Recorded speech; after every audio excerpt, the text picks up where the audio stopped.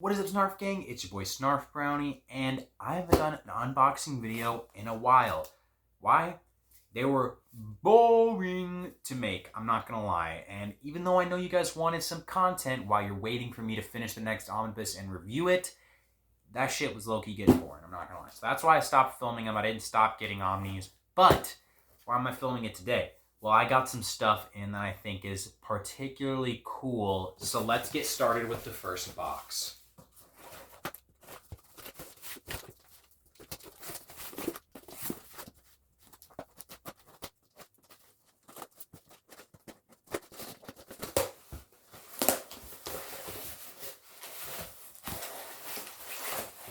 See, what do we got here?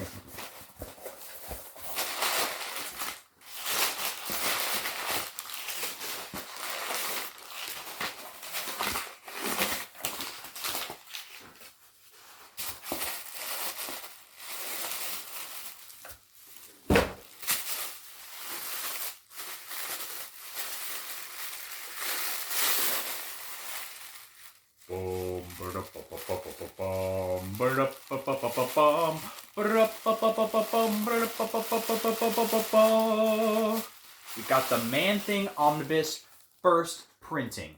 Now, this one's not in perfect condition. As you can see, it's got slight wear and tear on the dust jacket, and it's got a few spotty pieces on the top where the paper is. But that stuff's always been trivial to me. So let's take a look at this thing. We got the front here, we got the back. What does this collect? It collects Savage Tales 1, Astonishing Tales 12 through 13, Fear 10 through 19, Man-Thing 1 through 22, Monsters Unleashed 5 and 8 through 9, Giant Size Man-Thing 1 through 5, Incredible Hulk, the 1968 run, 197 and 198, Rampaging Hulk 7, Marvel Team Up 68, Marvel 2 and 143, Man-Thing 1 through 11, the 1979 series, and Doctor Strange 41. So you get a whole bunch of content in this big fatty McFatterson right here. Let's take the dust jacket off and see what it looks like underneath.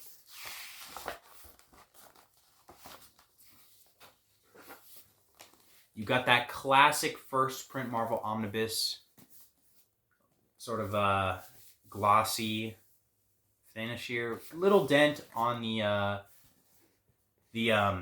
cover, the back cover, but I didn't know that was there when I bought it. It's not like I got scammed or anything. So I'm gonna stretch that spine real quick and show you guys some of that old artwork. Take a look at this. Boom. Some artwork right there. It's classic, like, I think this Bronze Age artwork right here.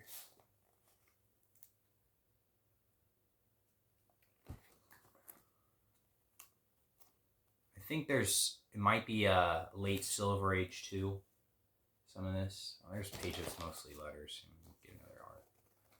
There you go. That's pretty cool. Splash page of Man-Thing right there. Okay, so that was our first unboxing. Time to get to the second one. All right, here we got box number 2. So let's get started on that opening process.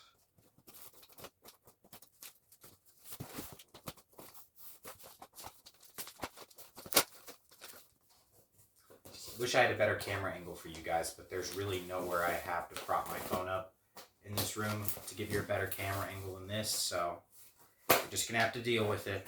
Owie.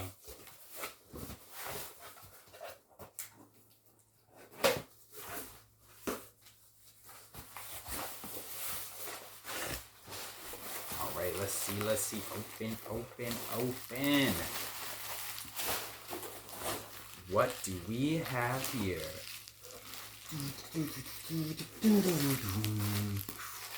The Tomb of Dracula Omnibus Volume 1. This is one I've been wanting for a long time, and it was out of print for a long time. And I think it came back into print for a short while, and I was able to find one on the aftermarket for a reasonable price. Because my general policy when it comes to buying Omnis is never buy one for over $100, because there's no fucking way I'm spending over $100 on a fucking book. That's retarded. Alright? So, let's take a look at it here. Spin it around there. Let's take a look at what it's like underneath that dust jacket. Just got the Tomb of Dracula there. Nothing on the back. pretty boring under the dust jacket, I'm not gonna lie. And Marvel, like, in my opinion, has a tendency to be boring under the dust jacket, so even more boring than usual. Not that the DC Silver Age stuff is much better, or the Bronze Age stuff, so, you know, but let's stretch that spine.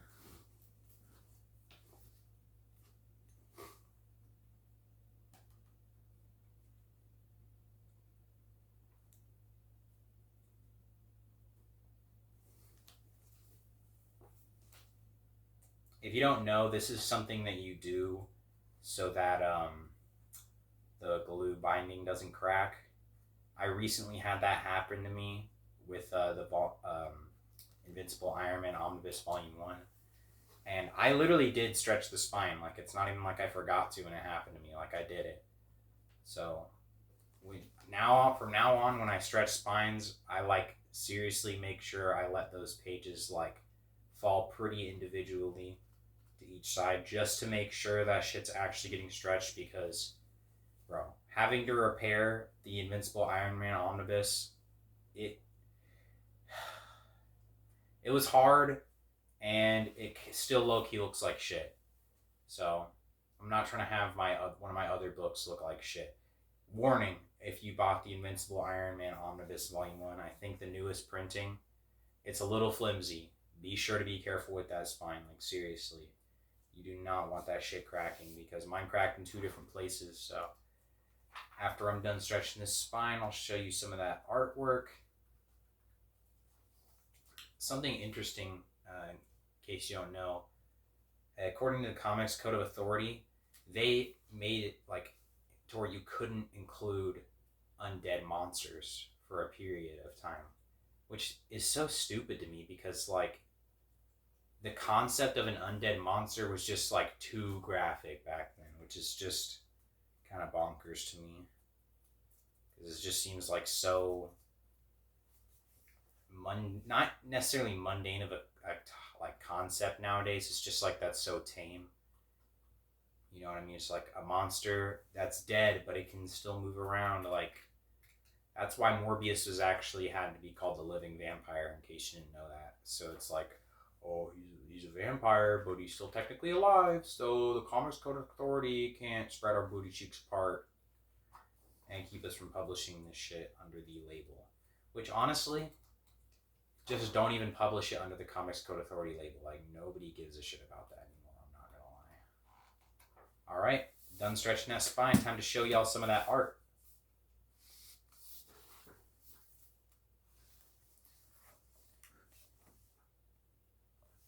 That's pretty cool Dracula art right there.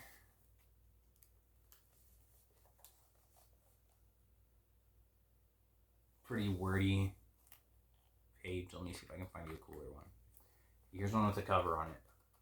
That one's pretty cool. One more for you. That one's pretty cool too. Alright, so that's our second unboxing. Now let's get on to the third. This one is my most anticipated unboxing out of all 3. So, let's get started.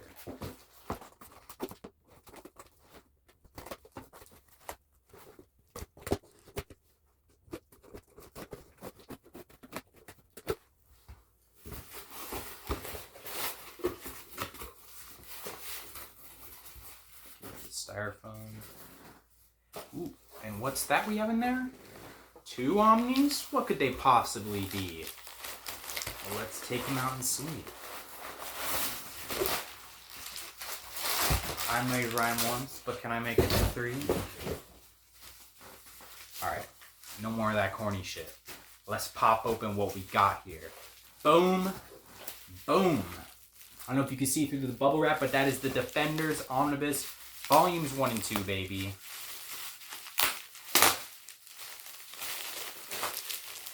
This book's out of print, and it's pretty hard to find a reasonable copy. I mean, a reasonable price for a copy on the aftermarket. But I happened to snipe one because I missed out. You know, I missed out on one. I saw one on eBay for like $80-something, and this book usually goes for over $100. So I missed out on that one. I had to snipe it next time I saw it. It was a 2-pack with Volume 2, which you can find Volume 2 for like $30-something. Sorry, I ran out of storage for a second. I had to delete some stuff. But as I was saying, it's this annoying-ass thing Marvel does where they will print a very limited amount of the first volume of something, and then Volume 2 is just like cheap as hell on the aftermarket. In my opinion, they do this in order for you to be like, oh, Volume 2 is only like $30-something. If I could just get Volume 1, and then it's got you constantly hunting for that low Volume 1. Except, I don't think that people will always wait for the low Volume 1. They might actually buy the price gouge price. Not me, though. They do this with books like The Defenders and Cloak and Dagger, and I can't really think of any others off the top of my head, but those two in particular have really cheap Volume 2s and expensive Volume 1s. So, let's look at the front right here.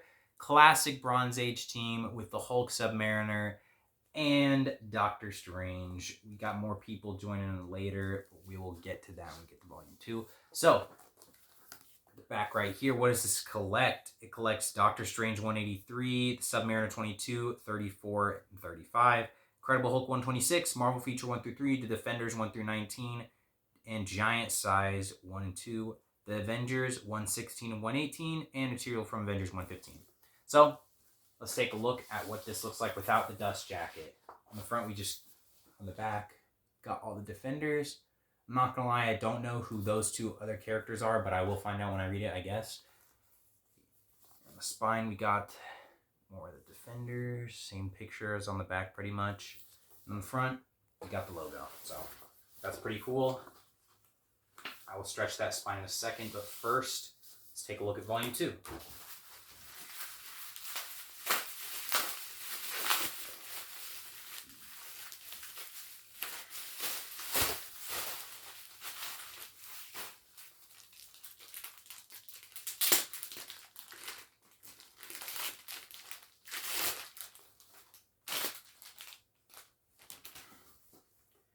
Alright, on the front of Volume 2, we got Doctor Strange, the Hulk, Luke Cage, what looks like, is that Spider-Woman? I don't know who the fuck those other three people are, I'm not gonna lie. I'm not super versed in Marvel lore. I'm not trying to fake fan ya, but that's why I'm reading it, bro, because I'm trying to get deeper into the lore of that Silver Age lore and that Bronze Age lore, you know, the good shit, before they started printing straight ass. Fucking up the cannons, bro. Don't even get me started. So what does Volume 2 collect?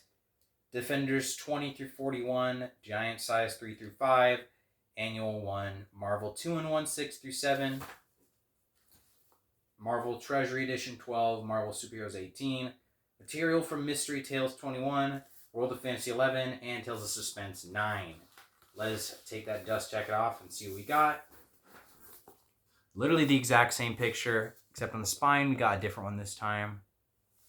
And on the front, we just got the logo again. Time to stretch that spine. Type shit. I'm not going to lie, the things I was most excited to about this are just the Hulk and Submariner being on a team. Because I read the Incredible Hulk Omnibus Volume 1, and those dudes be beefing in that shit, bro. Like, throwing hands for actually, like, no reason. I'm not even joking, bro. And, I'm not gonna lie, even though I've never read a Submariner comic where it was, like, about him, I've read a lot of comics where he was a character that showed up in it and caused conflict. And I really like his character, bro. Like, he literally will just show up to just beat someone's ass. Like, for very little reason, majority of the time. Or, I'm not gonna lie, this is one trope that I see in comics that is kind of annoying because I find it a bit lazy. But just to get, like, cool fights between characters, they'll have them fight on, like, a misunderstanding. Which is just, like, so lame.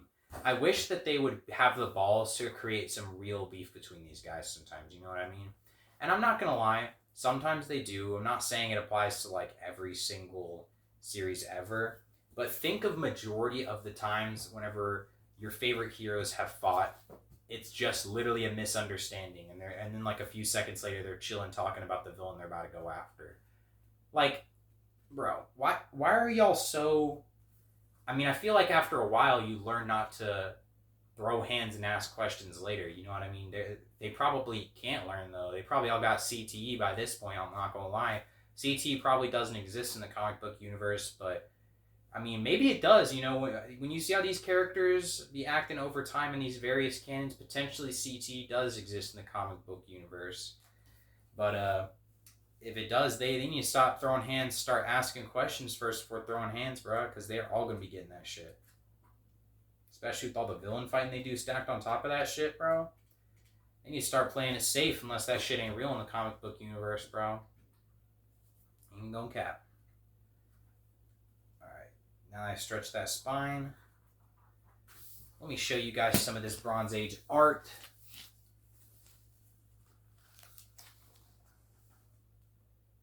Pretty friggin' tough.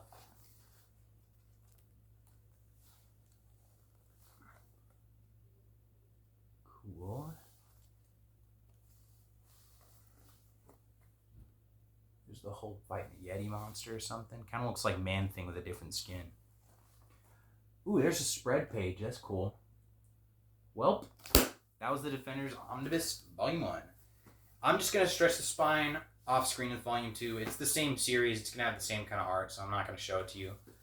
Anyway, that was my unboxing. Let me know what you thought in the comments below. Snarf Gang out.